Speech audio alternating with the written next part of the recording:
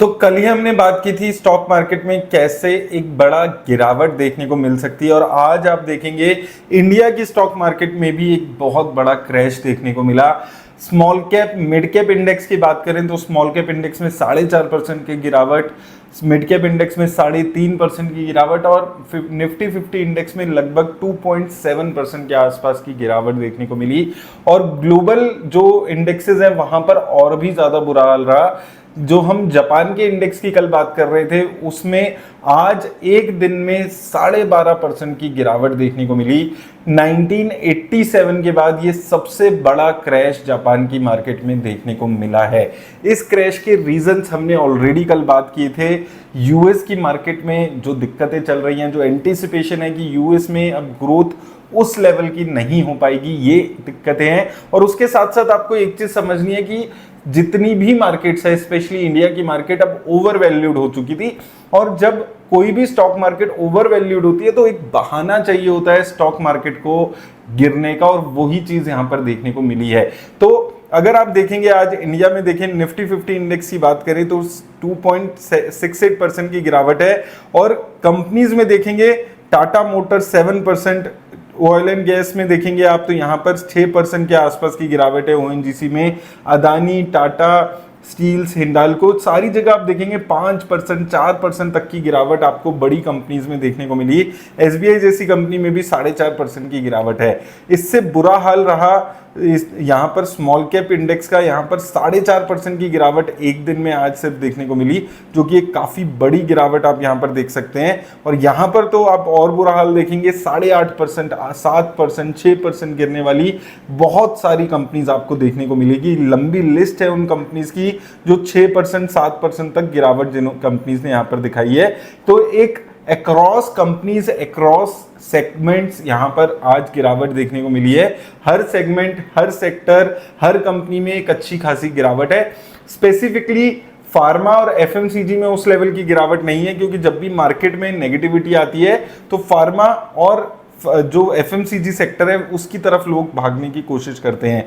और अगर हम यहां पर बात करें मिड कैप इंडेक्सेस की बात करें तो मिड कैप में भी आप देखेंगे 7%, 8% तक की गिरावट कंपनीज में देखने को मिली। जो कंपनी जितनी भागी थी उतनी गिरावट है। आरवीएनएल जैसी कंपनी में 6.5%, बीएसई में 7%, स्टील अथॉरिटी में 6.5%, और फर्टिलाइजर एंड केमिकल में देखेंगे तो आप लगभग 6% के आसपास की गिरावट है। तो बहुत सारी कंपनीज में एक ह्यूज गिरावट देखने को मिली है। अब सवाल आता है कि क्या ये जो गिरावट आई है सिर्फ 2-3 दिन में 25,000 से हमारी निफ्टी 50 इंडेक्स 24,000 आ गई है, 1000 पॉइंट्स की गिरावट आ गई है, तो क्या ये पैसा लगाने का, लमसम करने का एक अच्छा टाइम आ चुका है, या स्टॉक्स को खरीदने का टाइम आ चुका है? तो देखिए अभी रिसेंट में ही इतनी ज्यादा 2 महीने में निफ्टी 50 इंडेक्स भागा है। 2 महीने पहले जब इलेक्शंस हुए थे तो 21,000 के आसपास निफ्टी इंडेक्स था, जो अभी बढ़ के 25,000 तक पहुंच गया था।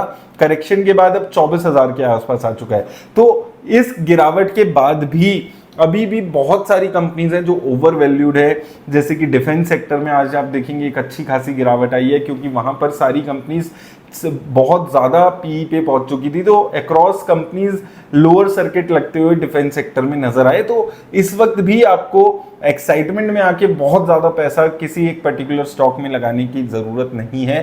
थोड़ा सा आपको पेशेंस रखने की जरूरत है। ग्लोबल इकोनॉमी खराब हो रही है, उसका कुछ ना कुछ इंपैक्ट इंडिया पे डेफिनेटली आएगा।